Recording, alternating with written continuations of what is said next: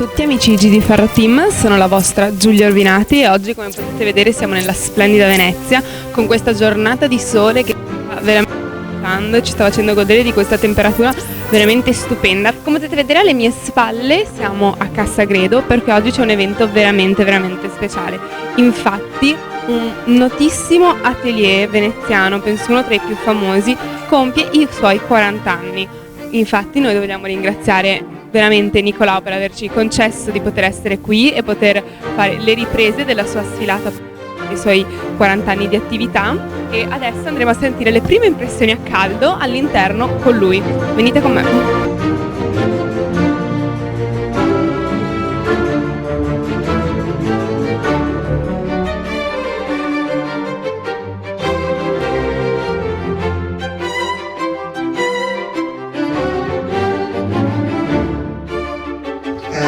Petrarca nel 1321, scrivendo ad un amico bolognese, aveva detto che Venezia è albergo di libertà, di giustizia e di pace.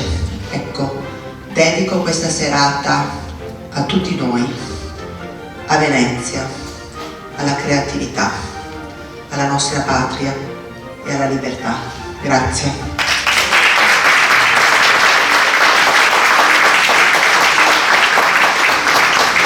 Grazie all'amica Lorenza, padrona di casa, di questa meravigliosa casa che ci ospita questa sera, e questa che fa, diciamo, non solo da cornice ma da palcoscenico a questa mia storia che voglio questa sera raccontarvi, che è quella della nascita dell'atelier, che dopo le mie esperienze precedenti al 1980, quando decisi appunto di creare a Venezia questo punto di riferimento che è l'Atelier Nicolao, una sartoria che si occupa soprattutto di spettacolo e che abbraccia tutte le arti, dalla danza alla lirica, al cinema, al teatro. Quindi vedremo questa sera questo percorso, come diceva la nostra padrona di casa, stupenda, che tutto è nella creazione, tutta questa arte alla fine è un suggerimento, è un'ispirazione che solo a Venezia si può avere, perché questa decisione, io sono veneziano, ma la decisione di rimanere a Venezia, quando prima, essendo freelance, dovevo andare a Roma, a Milano in cerca dei materiali, decisi che Venezia, guardando un muro sgretolato o un affresco sulle pareti o un tiepolo, mi ha suggerito assolutamente quella che doveva diventare poi la mia storia.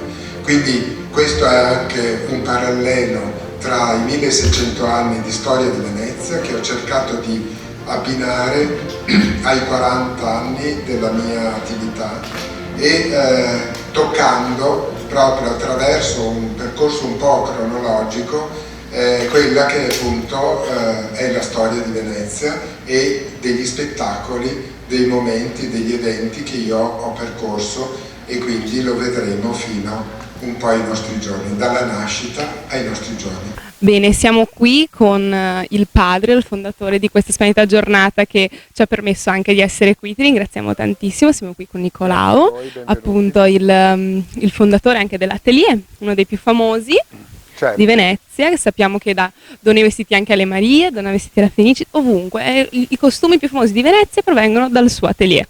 Ma raccontaci un po' più di te, speriamo che oggi comunque è un compleanno importante.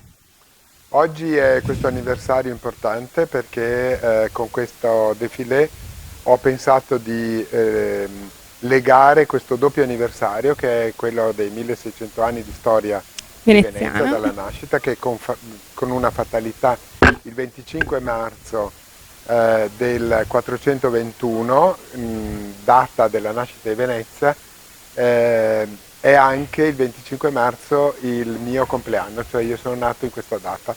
Quindi una fatalità. Però siamo un po' più giovani di Venezia. Ho qualche anno di meno. Qualche certo. anno di meno. E quindi l'idea è stata proprio questa, di fare questi 40 anni di attività a Venezia e di aver creato l'atelier, perché io ero freelance e poi nell'80 c'è stata proprio questa necessità di fare un punto di riferimento in città, e questo era indispensabile per me, perché avevo bisogno appunto di andare fuori, a Roma, a Milano, in cerca del materiale, e quindi avere a Venezia invece una possibilità di trovare il materiale mi ha dato assolutamente modo di inventare questa attività per primo, e soprattutto dedicata allo spettacolo, che erano nelle mie corde, perché io facevo già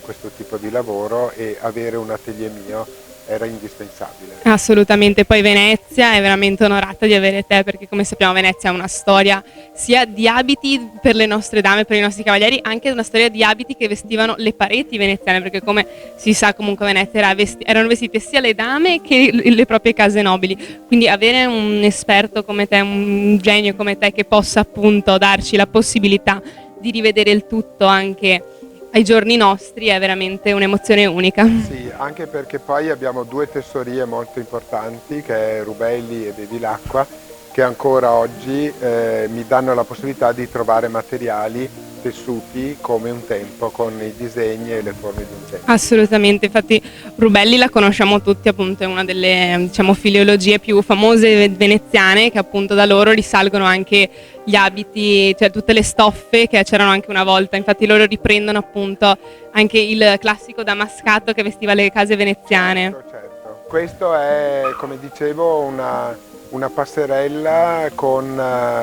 i vari momenti che toccano avvenimenti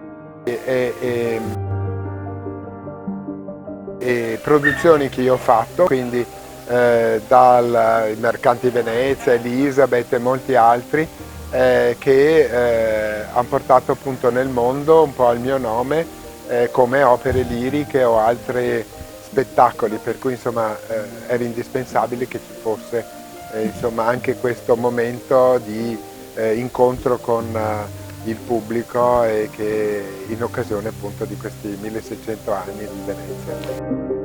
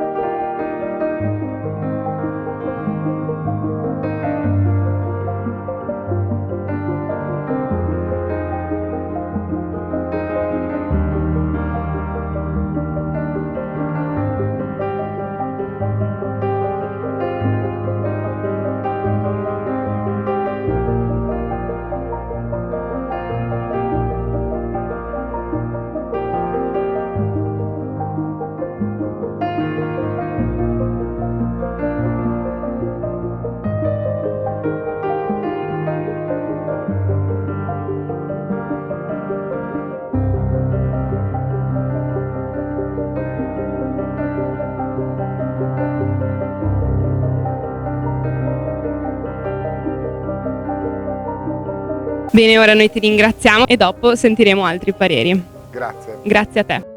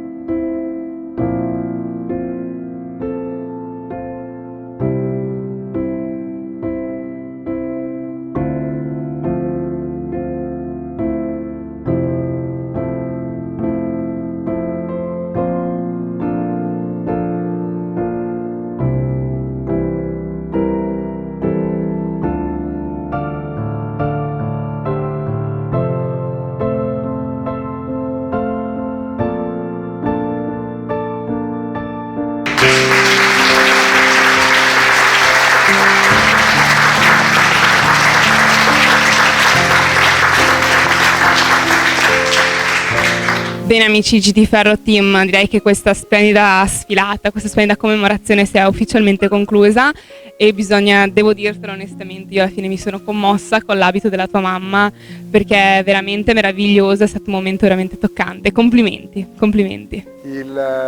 L'abito è stato quasi un obbligo perché appunto lei ha collaborato fin dall'inizio, anche se avevamo avuto dei grossi dissensi quando io scelsi di fare l'attore e poi di intraprendere questa carriera, perché diceva che non era un vero mestiere, c'erano altri mestieri, gli artisti insomma sono non sono mai visti bene. Poi in realtà invece proprio si buttò a capofitto in questa mia avventura nel momento in cui iniziai l'atelier a Venezia, e questo ne devo insomma atto e un grande ringraziamento, quindi era dovuto a questa presenza.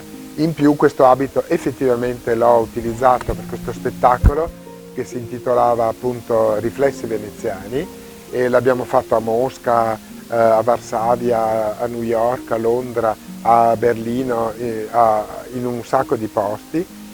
Era proprio la storia di Venezia, era un mio spettacolo che ricordava tutta la storia di Venezia appunto in una forma di musica e ricordi proprio di quelli che erano i momenti principali e salienti della storia veneziana. E quindi era inevitabile che questo abito, che rappresentava la rinascita dopo il boom, cioè con il boom economico dopo la guerra, iniziava proprio con l'abito da sposa degli anni 50 e finiva appunto con gli anni 70, quindi c'era questa carrellata di abiti, perché Palazzo Grassi, proprio qui a Venezia, era il centro di moda e costume. Ora tocca alla nuova generazione, in questo vero finale che vediamo appunto mio nipote e mia figlia, che spero che porteranno avanti con me ancora per qualche anno l'attività a Venezia. Questa è la targa che proprio mio nipote mi ha regalato per 40 anni. Porteranno avanti sicuramente la storia.